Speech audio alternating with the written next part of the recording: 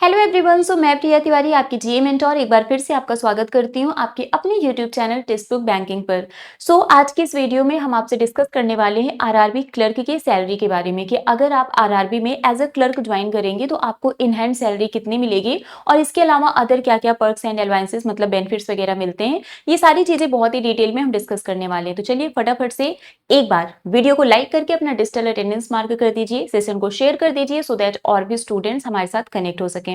सबसे पहले अगर हम बात करें आरआरबी क्लर्क के एग्जाम की, तो आप सबको पता है आईबीपीएस का कैलेंडर ऑलरेडी आउट हुआ है और इसके अकॉर्डिंग आरआरबी क्लर्क का जो प्रीलिम्स का एग्जाम है ये होगा 6th 12th एंड 13th दिसंबर को।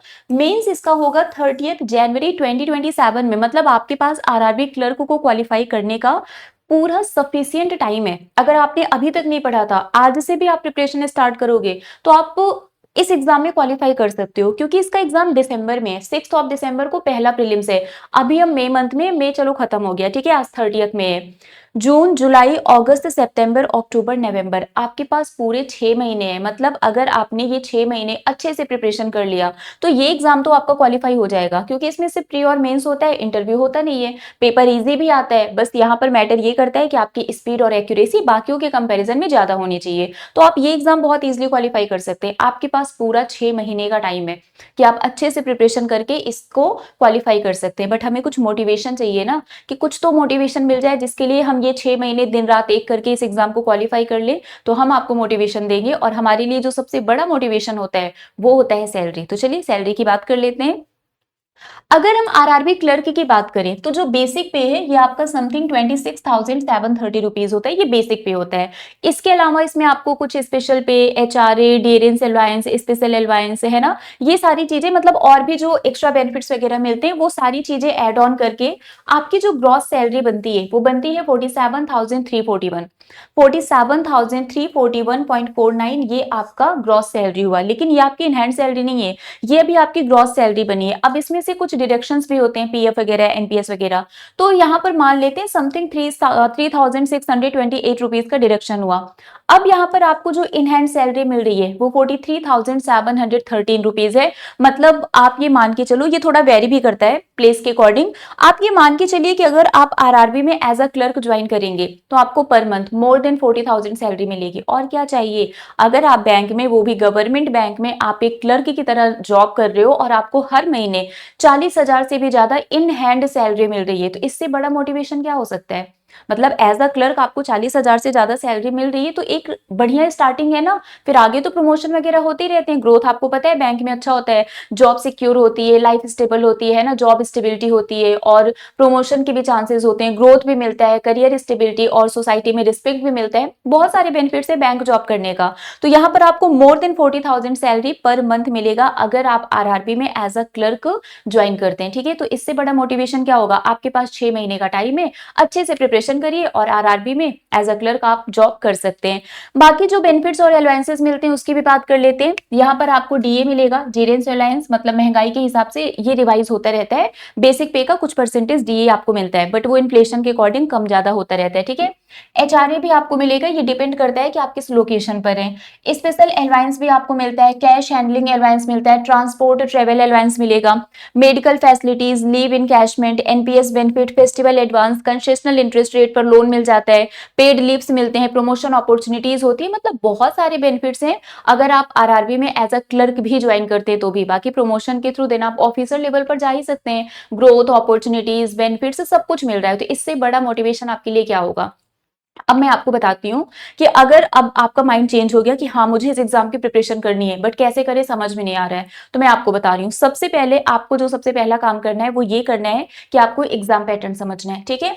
आपको क्या करना है, आपको एग्जाम पैटर्न समझना है कि इसका एग्जाम पैटर्न क्या है, ठीक है। सबसे पहले आप क्या करोगे, सबसे पहले आप एग्जाम पैटर्न को चेक करोगे कि कौन कौन सा सब्जेक्ट आता है, ठीक है, किस सब्जेक्ट से मतलब किस सब्जेक्ट से क्या क्या क्वेश्चंस आते हैं। तो पहले तो आप एग्जाम पैटर्न चेक करो कि किस सब्जेक्ट में कितने नंबर के कितने क्वेश्चंस आते हैं, ये आपको पता चल गया। इसके बाद आप चेक करोगे सिलेबस, ठीक है, सिलेबस से आपको पता चल जाएगा कि क्या-क्या आपको पढ़ना है। अब सिलेबस के बाद आप प्रीवियस ईयर पेपर देखोगे, क्योंकि यहीं से तो आपको पता चलेगा कि किस टाइप के क्वेश्चंस पूछे जाते हैं, किस टॉपिक से, किस टाइप के, किस सब्जेक्ट से कैसे क्वेश्चंस पूछे जाते हैं। ये आपको तब पता चलेगा जब आप प्रीवियस ईयर पेपर सॉल्व करोगे। अब यहाँ से आपका एक बेस तो क्लियर हो गया कि आपको करना क्या है। आपने एग्जाम पैटर्न देखा, आपको पता चल गया ये सब्जेक्ट आते हैं, इस सब्जेक्ट से इतने क्वेश्चन आते हैं, इतने मार्क्स के। देन आपने सिलेबस चेक किया, तो सिलेबस से आपको सारे टॉपिक्स पता चल गए कि ये टॉपिक पढ़ना है। देन आपने प्रीवियस ईयर पेपर सॉल्व किया, इससे आपको ये आइडिया मिल गया कि अच्छा इस सब्जेक्ट में इस टॉपिक के ऐसे क्वेश्चंस आते हैं। ठीक है, अब आपको करना क्या है, सबसे पहला स्टेप आपको बेसिक कॉन्सेप्ट क्लियर करना है। हर सब्जेक्ट का, हर टॉपिक का बेसिक कॉन्सेप्ट क्लियर होना चाहिए। आपने बेसिक कॉन्सेप्ट क्लियर किया, इसी के क्वेश्चन से तुरंत आप प्रैक्टिस कर लीजिए। तो इससे क्या होगा, आपको ये भी पता चल जाएगा कि जो टॉपिक मैंने पढ़ा है, इस टॉपिक से किस टाइप के क्वेश्चंस पूछे जा सकते हैं। आपका बेसिक कॉन्सेप्ट क्लियर हुआ, आपने क्वेश्चंस की प्रैक्टिस की। अब इसके बाद आपको मॉक टेस्ट देना है, और सिर्फ मॉक टेस्ट देना नहीं है, मॉक टेस्ट देने के बाद आपको प्रॉपर एनालिसिस भी करना है कि आप कहां पर लैग कर रहे हो, कहां पर आप लैग कर रहे हैं, कहां पर आप मिस्टेक कर रहे हो। ठीक है, और उन वीकनेस को आपको इंप्रूव करना है, मतलब जहां पर आप लैग कर रहे हो, जो कमी आप में, जो वीकनेस है, उस वीक एरियाज पर वर्क करके उसको इंप्रूव करना है। और अगर 6 महीने तक आपने ये कर लिया है ना, तो आपका एग्जाम क्वालिफाई हो जाएगा। फिर आपको एग्जाम क्वालिफाई करने से कोई रोक ही नहीं सकता है, क्योंकि एक बार आपका बेसिक कॉन्सेप्ट क्लियर हो गया, आपने क्वेश्चंस की प्रैक्टिस कर ली, आप मॉक टेस्ट दे रहे हो, एनालिसिस कर रहे हो, रिवीजन कर रहे हो, बस लास्ट में यही तो करना है।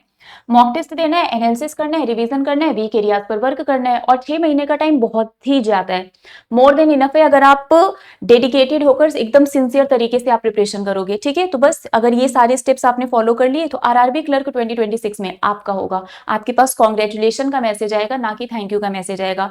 अब प्रॉब्लम ये है कि मैम चलो एग्जाम पैटर्न सिलेबस तो पता चल जाएगा, हमें प्रीवियस ईयर पेपर कहां से मिलेगा, कहां पर हम जाए प्रीवियस ईयर पेपर ढूंढने के लिए, है ना। हमें बेसिक कॉन्सेप्ट क्लियर करना है, तो क्या हमें इसका कोई फाउंडेशन बैच मिल सकता है? फाउंडेशन बैच अगर कोई मिल जाता तो हम अपना बेसिक कॉन्सेप्ट क्लियर कर लेते। ठीक है, चलो फाउंडेशन बैच मिल भी गया, हम जिस टॉपिक को पढ़ रहे हैं इसके क्वेश्चंस की प्रैक्टिस कहां से करें, वो कहां से लेकर आए, हम मॉक टेस्ट कहां से लेकर आए, मतलब ये इतनी सारी चीजें हमें मिलेंगी कहां पर, ये भी तो सबसे बड़ा प्रॉब्लम है ना, कि क्या करना है, कैसे करना है, ये तो पता चल गया, तो क्या ये सारी चीजें हम अलग अलग खरीदेंगे? बिल्कुल नहीं, अलग अलग खरीदने की जरूरत ही नहीं है। हमारा सुपर पास है ना, आपको सुपर पास में ये सारी चीजें एक ही जगह पर मिलेंगी। और सिर्फ आरआरबी के लिए नहीं, किसी भी एग्जाम की आप प्रिपरेशन कर रहे हो, आप आईबीपीएस, एसबीआई, ठीक है, पीओ की, क्लर्क की, इंश्योरेंस एग्जाम की, इवेंट बैंक को अगर हम एक साइड रखें कि बैंक तो इसमें ऐड होता ही है, एसएससी, रेलवे, टीचिंग जैसे 375 से भी ज्यादा कॉम्पिटिटिव एग्जाम की प्रिपरेशन आप कर सकते हैं सुपर पास में।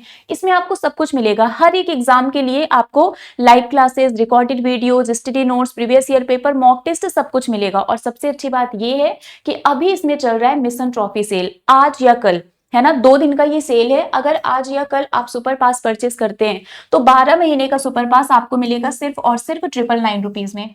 12 मंथ का सुपर पास आपको सिर्फ और सिर्फ 999 रुपीज में मिलेगा। डिस्काउंट के लिए कोड यूज करना है प्रिया टी, जब आप इस कोड को यूज करेंगे तो आपको मैक्सिमम डिस्काउंट मिल जाएगा। मतलब अगर आज आपने 999 रुपीज में 12 मंथ का सुपर पास ले लिया, तो पूरे 1 साल तक आपको किसी भी कॉम्पिटेटिव एग्जाम के लिए अलग से कुछ भी नहीं खरीदना पड़ेगा, चाहे वो बैंक हो, एसएससी, रेलवे, टीचिंग, किसी भी एग्जाम की आप प्रिपरेशन कर रहे हैं। 1 साल तक आपको सिर्फ और सिर्फ फॉर्म को फिलअप करने में ही पैसा खर्च करना है, बाकी सारी चीजें इसमें कवर हो जाएंगी। तो इसलिए फटाफट से 12 महीने का सुपर पास अभी 999 में मिल रहा है, इनरोल करवा लो, डिस्काउंट के लिए कोड यूज कर लेना प्रिया टी, और अच्छे से 1 साल तक एकदम टेंशन फ्री होकर आपको प्रिपरेशन करनी है। कैसे करना है ये मैंने आपको बता दिया। अच्छा, बैच में एनरोल कैसे करवाना है ये भी मैं बता देती हूँ। ये मेरा टेलीग्राम ग्रुप है, ज्वाइन कर लीजिए, कुछ भी प्रॉब्लम हो तो यहाँ से आप मुझसे पूछ सकते हैं। देखो, इसी वीडियो के डिस्क्रिप्शन बॉक्स में जाना, वहां पर आपको सुपर पास का लिंक मिलेगा। जब आप उस पर क्लिक करोगे तो यहाँ पर ये प्लान सामने ओपन हो जाएगा। इस पर क्लिक करने से आपको ऑप्शन दिखेगा, 12 मंथ का सुपर पास 1099 रुपीज का है, 3 मंथ का सुपर पास 599 रुपीज का, मतलब आप 3 मंथ का भी ले सकते हो, 12 मंथ का भी ले सकते हो।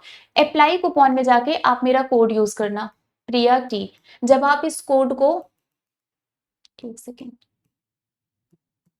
जब आप इस कोड को अप्लाई करेंगे तो आपको डिस्काउंट मिल जाएगा। अब ये 999 रुपीज का हो गया है ना, तो जब आप मेरा कोड यूज करेंगे प्रियटी, तो आपको ये 999 रुपीज में मिल जाएगा, मतलब मैक्सिमम डिस्काउंट मिल जाएगा।